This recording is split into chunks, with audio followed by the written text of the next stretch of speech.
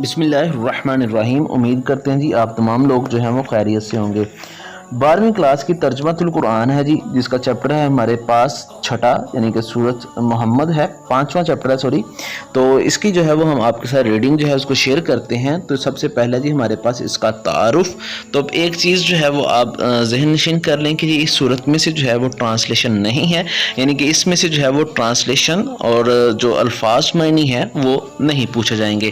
تو چلیے اس کی ریڈنگ سٹارٹ کرتے ہیں۔ سب سے پہلے گزارش ہے کہ چینل کو سبسکرائب کر دیں۔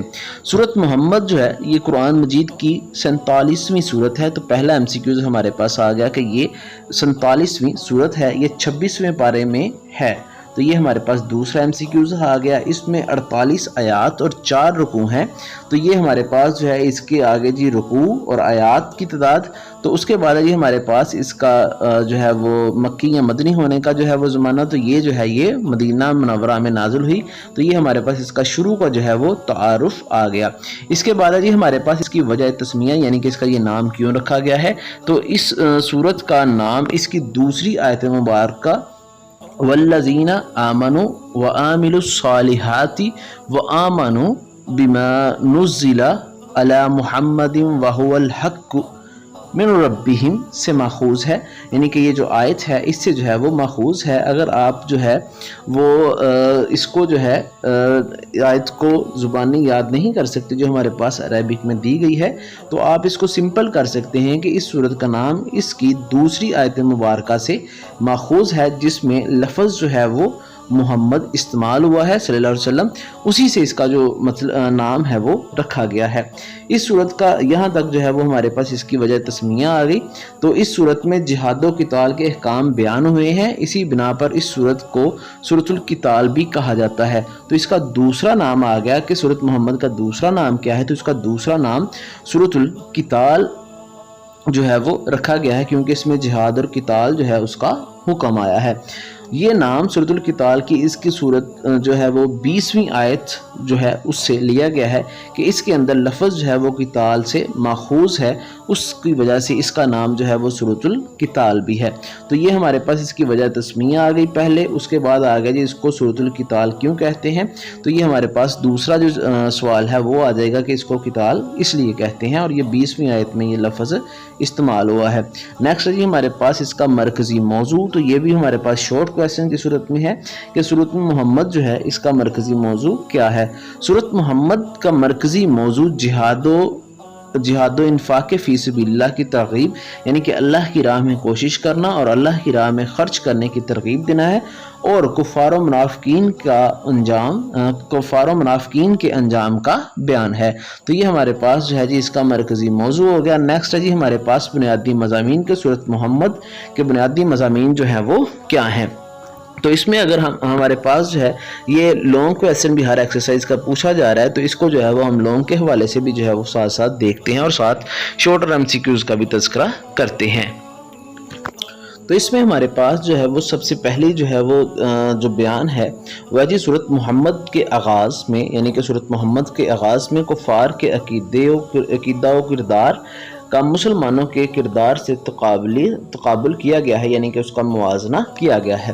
تو یہ اس کا آغاز ہے۔ اس کے بعد جو ہے وہ ہم ہیڈنگ لکھیں گے جی اس کے کفار جو ہے ان کو جو ہے تنبیہ یا ان کے لیے جو ہے وہ سزا جو ہے وہ اللہ تعالیٰ کے حضور، یا کفار کا جو ہے وہ کردار۔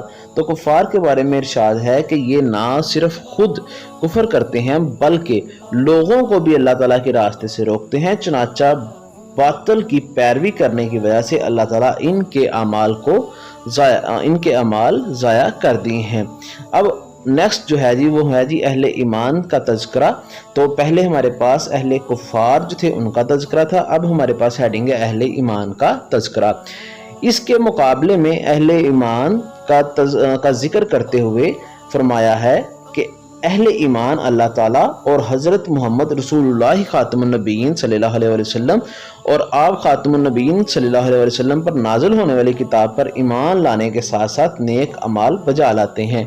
اس وجہ سے اللہ تعالیٰ نے ان کی برائیوں کو مٹا دیا اور ان کے احوال کی اصلاح فرما دی۔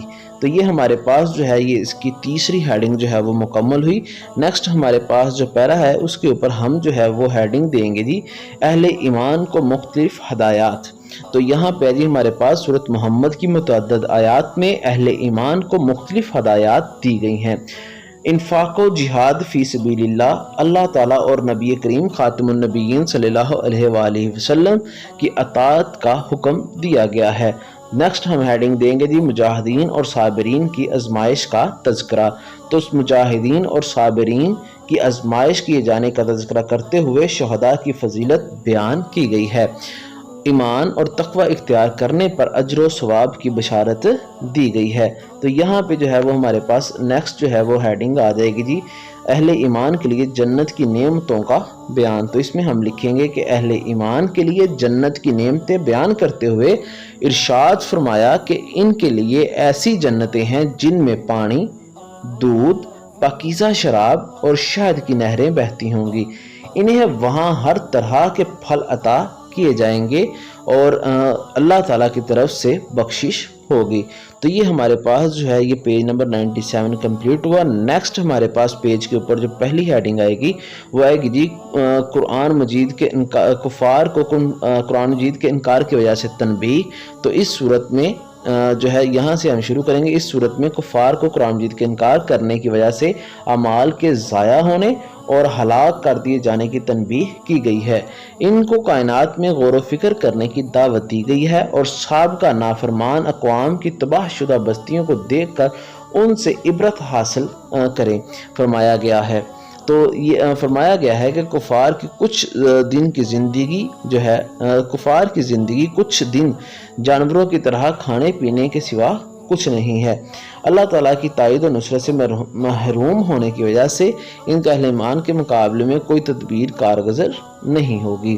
وہ دنیا و آخرت میں برے انجام سے دوچار ہوں گے اور ہمیشہ کے لیے آگ میں رہیں گے جہاں انہیں کھولتا ہوا پانی پلایا جائے گا۔ تو یہ ہمارے پاس جو ہے یہ ان کو تنبیہ کی گئی ہے کفار کو۔ لاسٹ پہ جی ہمارے پاس اس کا منافقین کا تذکرہ۔ تو اس صورت میں یعنی کہ سورۃ محمد میں منافقین کا ذکر کرتے ہوئے بتایا گیا ہے کہ جب انہیں دین کے لیے کسی عملی کام کا حکم دیا جاتا ہے تو ان کے حوصلے پست ہو جاتے ہیں، گویا ان پر موت کی غشی جو ہے طاری ہو چکی ہے۔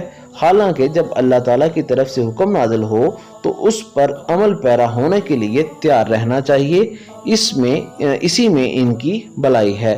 تو لاسٹ پہ ہمارے پاس اس صورت میں آنے والی جو ہیں وہ کچھ جو ہے وہ ہدایات ہیں، جس میں ہے جی مومنوں کے لیے انعام کیا جو ہے وہ انعام بیان کیا گیا ہے سورۃ محمد میں۔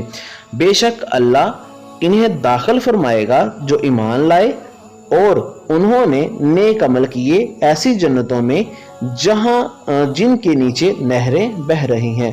تو مومنین کے لیے اللہ تعالیٰ نے سورۃ محمد میں کیا انعام بیان کیا ہے۔ نیکسٹ ہمارے پاس آ جائے گا کہ سورۃ محمد میں اللہ تعالیٰ اور اس کے رسول خاتم النبیین صلی اللہ علیہ وسلم کی اطاعت کے بارے میں کیا حکم دیا گیا ہے۔ تو اس میں ہے جی اے ایمان والو اللہ کی اطاعت کرو اور اس کے رسول کی اطاعت کرو اور اپنے اعمال ضائع مت کرو۔ تو یہ ہمارے پاس سورۃ محمد جو ہے اس کی ڈیٹیل جو ہے وہ کمپلیٹ ہوگی ریڈنگ۔ نیکسٹ جو اس کی ایکسرسائز ہے اس کا لنک آپ کو نیچے ڈسکرپشن میں مل جائے گا۔